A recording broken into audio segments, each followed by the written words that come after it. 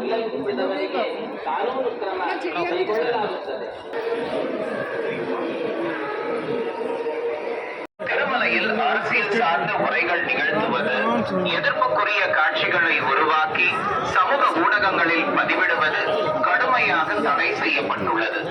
விதிமுறைகளை மீறினால் சட்டப்படி நடவடிக்கை எடுக்கப்படும் என திருமலை திருப்பதி ಉಲ್ಲಂಘಿಸಿದವರಿಗೆ ಕಾನೂನು ಕ್ರಮ ಕೈಗೊಳ್ಳಲಾಗುತ್ತದೆ.